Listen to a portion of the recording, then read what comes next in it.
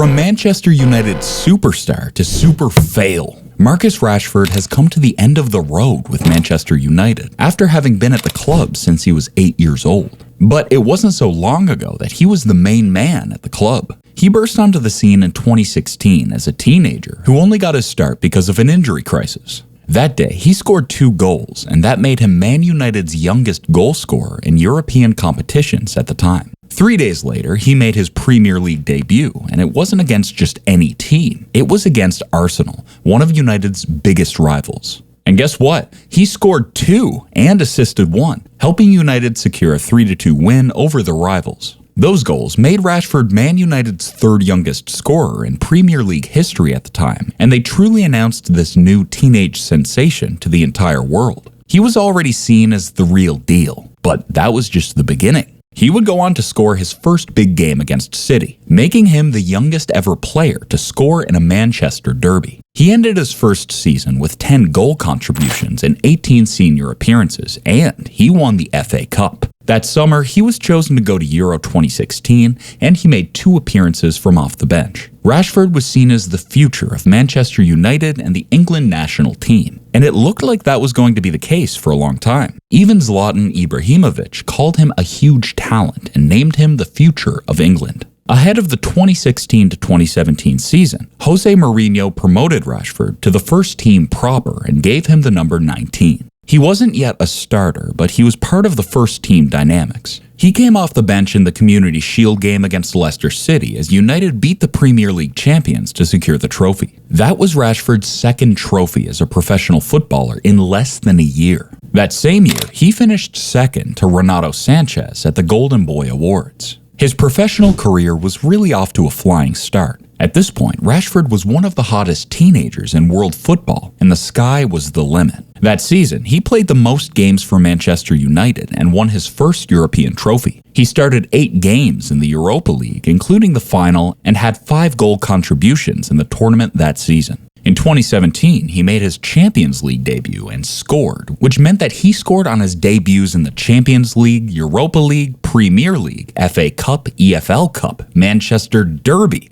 as well as the England national team and Man United first team debuts. He was really tearing everything apart right from the jump. In 2018, he reached another FA Cup final, but this time United lost to Chelsea. That summer, Rashford went on to the World Cup with England and played 6 of the 7 games as England reached the semi-finals of the World Cup for the first time since 1966. The 2017 to 2018 season finished with Rashford being directly involved in 21 goal contributions across all competitions. His massive improvement and consistency were rewarded with the number 10 shirt ahead of the 2018-19 season, following Zlatan's exit from Man United. Slowly, the boy began to grow into a man. In the 2019-20 season, he started to feature more in the starting 11, and he finished with 20 goal contributions in that campaign. Then in the 2019-20 season, he had 24 goal contributions in 31 Premier League appearances, finishing in the top 10 scorers list and nearly sneaking into the top 10 for assist leaders.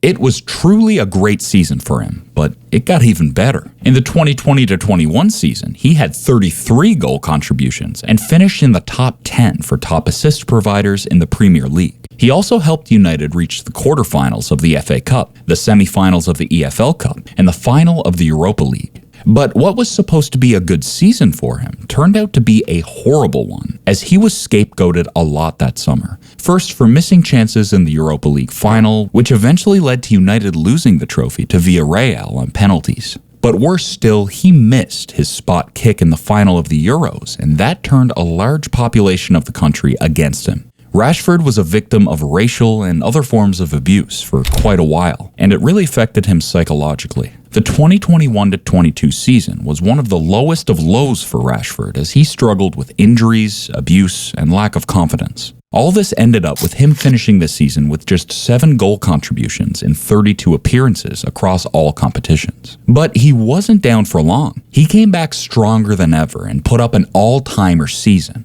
producing 39 goal contributions in 56 appearances across all competitions. That season, he became in the whole Premier League, top scorer in the Europa League, was voted PFA Fans Player of the Year, made it to the Europa League Team of the Season, and of course, he was named Manchester United Player of the Season. That season established Rashford as United's main man. It was his club now. He was indeed their superstar, so they decided it was only right to start treating him as one. So he was given a new contract, which should have kept him at the club until 2028, and his salary was increased to £325,000 per week. We thought that that was the start of something special for Rashford at Man United, but we turned out to be wrong. Very, very wrong. Simply put, the 2023-24 season was just horrible. There were disciplinary problems and a horrible drop in form, leading him to finish with just 13 goal contributions and 43 appearances across all competitions. As a result of his poor form, Rashford was not selected to join England at the 2024 Euros. The 2024-25 season didn't start out in the best way either.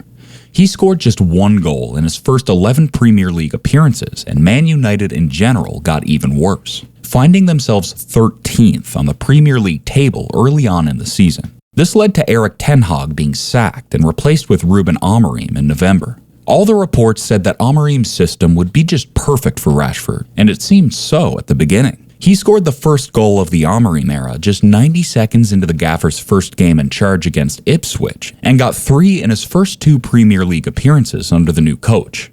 This was the most exceptional start.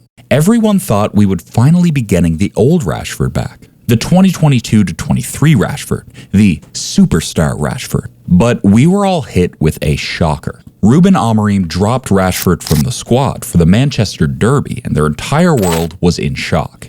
To make matters worse, the coach came out to confirm that Rashford was not injured or anything, and it wasn't a disciplinary problem either. According to him, Rashford just wasn't at the required level to even make the bench. You see, Amorim dropped both Rashford and Garnacho for the Derby, and people suspected it was the coach's way of controlling the issue of leaks in the squad at the time. But Garnacho, who was actually at the center of it all, was back in the squad for the game against Bournemouth, but Rashford was still left out. Then, the English winger did an interview which more or less suggested that he already had one foot out the Manchester United door. The fact that he was also out of the squad for the trip to Wolves just made it super clear that something was indeed wrong, and it confirmed the doubts of the fans about his status at the club.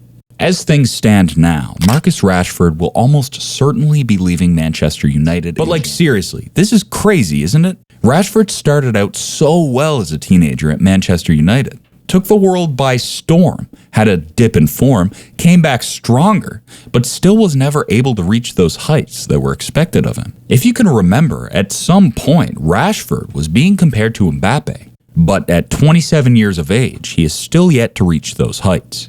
In fact, he seems nowhere close. Some fans say that he has lost his hunger and passion somewhere along the line and stopped giving as much as he used to, while some others say he was just a victim of the dysfunctional system at Man United and the constant scapegoating of the fans. Do you think he'll be able to revive his career outside Manchester United, or do you think he is indeed finished as a player at the top level? Get in the comments and talk to me, because I need to know. And while you're there, guys, you gotta make sure to slap those like and subscribe buttons so you can continue to see more stuff like this.